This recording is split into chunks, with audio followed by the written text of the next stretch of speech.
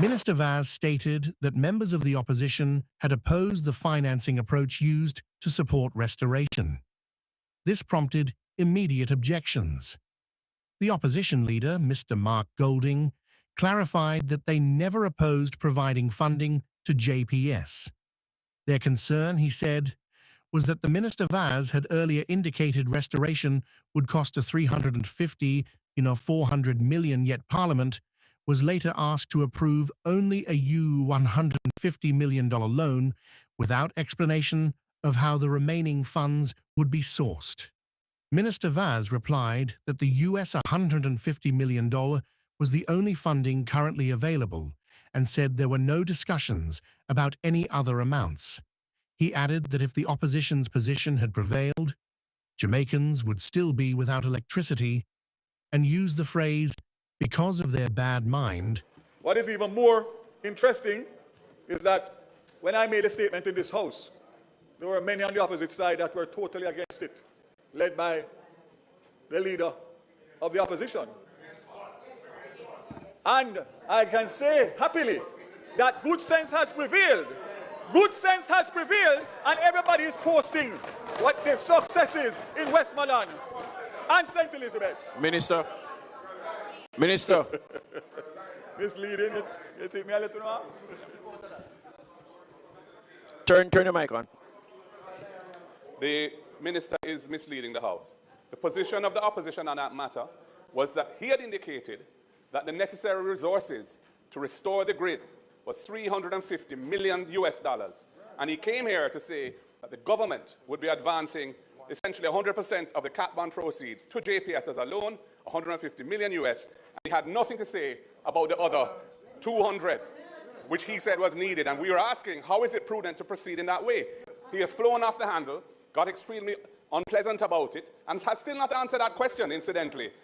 We were never against providing financing to JPS per se, but it was the absence of a proper coherent plan to fill a gap which he said existed. He said existed, and he has still not indicated what is the actual cost of restoring the grid. He has not said what the actual cost of restoring the grid is, but he's indicated that this 150 million seems to be adequate to do it. I don't know where the original 350 to 400 million dollars US, which was what was being touted back then. What is the story with that, Minister? Mr.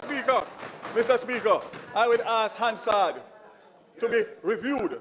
When the statement was made that they were not in support of the $150 million until we knew where the rest of the money was coming, and therefore they did not want the $150 million to be dispersed so the people could get back light. The people want light. Mr. Speaker, let me put on record so I can done the argument once and for all. The $150 million that was asked for and lent is the only thing that is on the table at this time to this government. We have no discussion or communication, verbal or written, about anything other than the $150 million to bring back light by the end of January. That is the situation as of now. So until something comes to me, there's nothing that I can tell. What I can say without fear of contradiction, that if we had followed them, we would still be waiting on light till the end of this year because of their bad mind.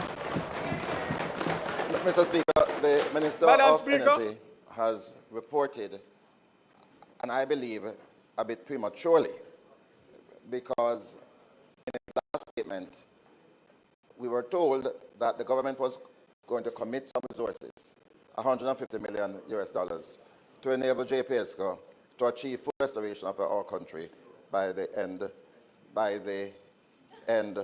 of January. So sometimes we hear February creeping, but yeah. But I will give the minister the benefit of the doubt. And listen, we take no pleasure in people experiencing darkness. We want Jamaica to have a fully restored grid, and 100% of our people having access to electricity. And at no time did we berate the government for trying to assist in the funding. What we had a difficulty with was the arrangement that we were told about. And we still have a problem with it, because what the minister has said today is that those 50,000 customers in Westmoreland and elsewhere are not going to get their electricity.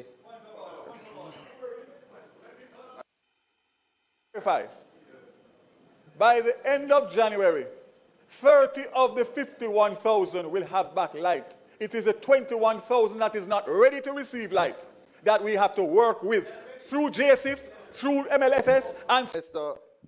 Speaker, on the 25th of November, the minister had announced that for the provision of the $150 million, the government will be ensuring full restoration of electricity by January, February. I have a copy of the statement right here. It says full restoration. It says full restoration. January, February. So the question is, yes, the question is, are we on track to achieve that? Because the information that I have received, and we take no glee in this, is that we are not going to be able to get 100% restoration before April, based on what is necessary to carry out the so-called last mile restoration. So, Minister, I want to go back, therefore, to that discussion we had in Parliament on that day, when we were told that the full amount that it will cost the JPS to restore electricity was $350 million, US dollars.